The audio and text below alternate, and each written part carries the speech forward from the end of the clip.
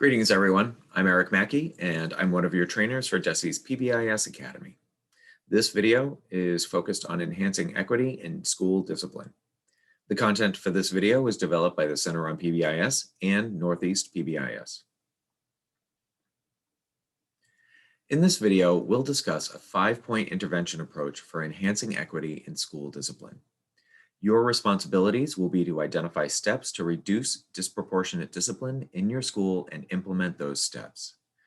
We're also asking that you submit an updated action plan based on the steps you've identified to enhance equity in your school.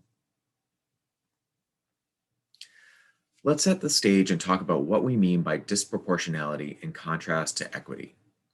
Disproportionality is when a particular group's representation in a particular category exceeds the expectation for that group or differs substantially from the representation of others in that category. Let's break that down. Let's say that we have a population of 100 students and 50 of them are males and 50 of them are females. Their categories are males or females.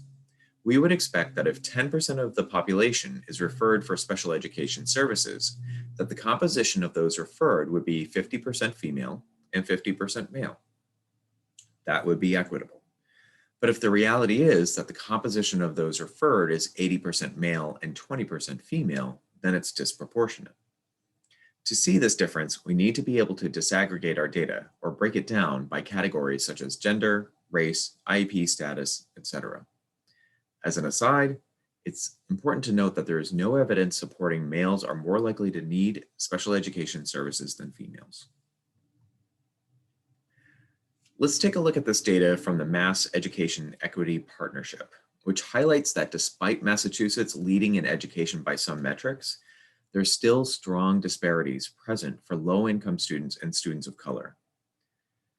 The top graph is the out-of-school suspension rates by group in 2017. Notice that the percentage of Black students and students with disabilities who were suspended in Massachusetts was double the average. The bottom graph is the percent of high school graduates who completed the MassCore program in 2017. You see that while white students were better than average in completing the MassCore program in 2017, all the other groups were below average, especially the Black and English language learner populations. Sadly, in Massachusetts schools, Black, Latina, Latinx, and low-income students are more likely to experience lower achievement gains, more reactive and exclusionary discipline consequences, and higher dropout rates. Despite being good at many things educationally here in Massachusetts, we have a ways to go towards equity. Remember that this data is more about adult behavior than about the student behavior. Adults assign the consequences, such as suspensions.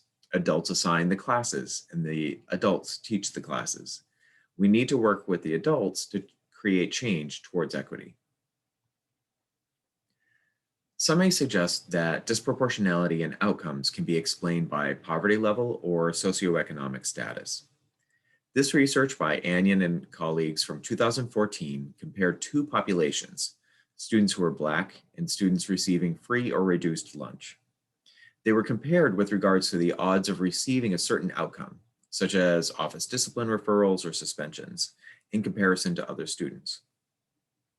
This graph indicates that both Black students and students receiving free and reduced lunch are twice as likely as other students to receive an office discipline referral, but Black students are much more likely to be suspended, arrested, and expelled. So we can't attribute disproportionality solely to poverty level. A common question is whether Black males are more defiant, disruptive, or aggressive.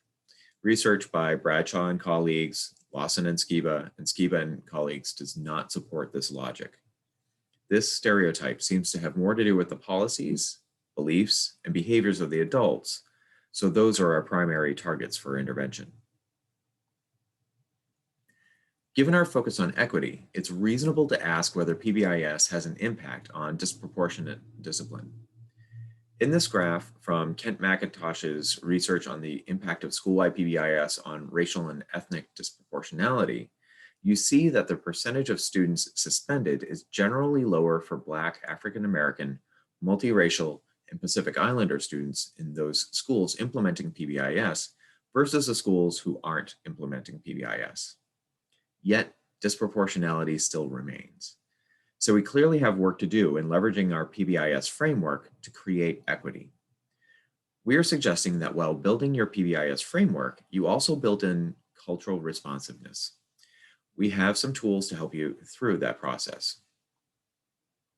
Now we're going to take this conversation a step further and talk about how we might go about creating better equity within our schools.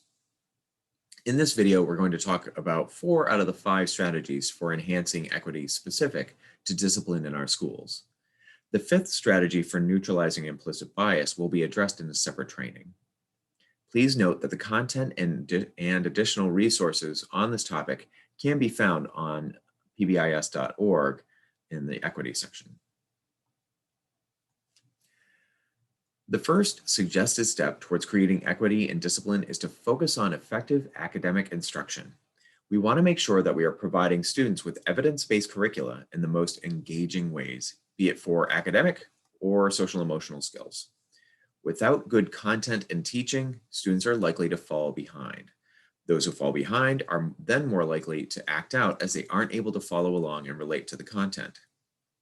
So how do we address this through our PBIS teams? Well, we work with our administration and academic coaches to ensure that teachers are trained in how to provide explicit instruction, high rates of opportunities to respond to the curriculum, and high rates of engagement, feedback to students that they can use to master their new skills, and use of data to assess which students are and aren't responding to the curriculum so that adjustments can be made as needed. This graphic shows data from the Tigard-Tualatin School District. I hope I said that name correctly. You'll notice that in 2007 and 2008, or the 2007-2008 school year, there was a 43% achievement gap between white students in the blue and Latino students in the green, with regards to the percentage of the population meeting or exceeding standards. They implemented an integrated, multi-tiered system of support in behavior and academics to address this gap. You can see that the gap in academic outcomes between white students and Latino students decreased significantly on their statewide assessment of content mastery. After implementation with Fidelity, that gap was reduced to 11%. This graph shows that the use of explicit instruction can help close achievement gaps. The second suggested intervention to address disproportionate discipline is to implement a multi-tiered behavioral framework such as PBIS. Schools run the risk of perpetuating the biases of our broader society unless we put effort towards creating a buffer against it. Implementing PBIS core features to Fidelity works to promote equity within your school, especially when you consistently integrate the needs, strengths, and values of your school community. To help your team to accomplish this, please consider reviewing and utilizing the Cultural Responsiveness Field Guide or the Integrated Tiered Fidelity Inventory Companion Guide to build equitable practices in your team's action plan. Both of these documents can be found on pbis.org. Research has provided us with some specific PBIS practices that act as predictors of decreased disciplinary disproportionality. These include reviewing and sharing data on a regular basis to make decisions with regards to interventions and supports, disaggregating data by race, IEP, gender to identify any disproportionality, implementing PBIS within the classroom to Fidelity, especially classroom preventative systems, and use of formal reward systems while ensuring that all students have access to acknowledgement. The third point in the intervention approach is to review and problem solve around discipline data. Here is an example of one of the risk indices that can be generated in SWIS, the School-Wide Information System. This is called the referral risk ratio. This indicates that compared to white students, Black students are 2.2 times more likely to receive an office discipline referral in this particular school. Consider the data system that you are currently using to store your behavioral referral data. Does your system create tables like this? If not, your team may want to speak with your local IT guru to find out whether it will be possible to create such charts. If not, this might be a good time to consider Swiss.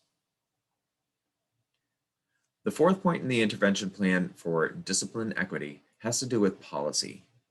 Think about what you know about policies in your district with regards to equity and discipline. Not sure what policies are in place as a district? This would be a good time to do that research. See if such policies exist for your school and/or your district. If they exist, does anyone know about them? If not, they're not likely effective. If they exist, do they inform practice? Is that practice aligned with how your school functions? If not, the policy isn't likely effective. If they exist, is there some form of accountability? Meaning, are there systems and structures in place to ensure that the policy is being followed? Just as we check fidelity of our PBIS efforts using the TFI, there should be systems established to ensure that equity practices are being employed to fidelity. If you find that your school and district policies are lacking, this may be a good time for your team to advocate for stronger policies on the behalf of your students and staff. Here are some recommendations when it comes to developing policies relative to equity. Make sure that the policy is clear in its purpose and its mission for equity. Consider embedding equity into hiring practices. How might the workforce reflect the diversity of the population that it's serving? Can you prioritize hiring individuals who understand and promote educational equity? Clearly identify practices for enhancing equity, such as proactive approaches to discipline and using instructional practices instead of exclusionary ones. And embed accountability into policy, including the development of teams to focus on equity, the sharing of disaggregated data on a regular basis to highlight any disparities, and building equity outcomes into administrator and teacher evaluations. When you're with your team, take time to review the TFI Cultural Responsiveness Companion and focus on Section 2. You can find this document in the syllabus on nepbis.org or at pbis.org. As a team, identify 1 to 3 things that your school has been doing well to support equity, 1 to 3 practices that your school needs to stop doing as it may be contributing to inequity, and 1 to 3 things that your school needs to change in order to support equity. Thank you for taking the time to review this video focused on enhancing equity in school discipline. Please feel free to reach out to your trainers if you have any questions or would like support in completing your team tasks. Take care and thank you very much.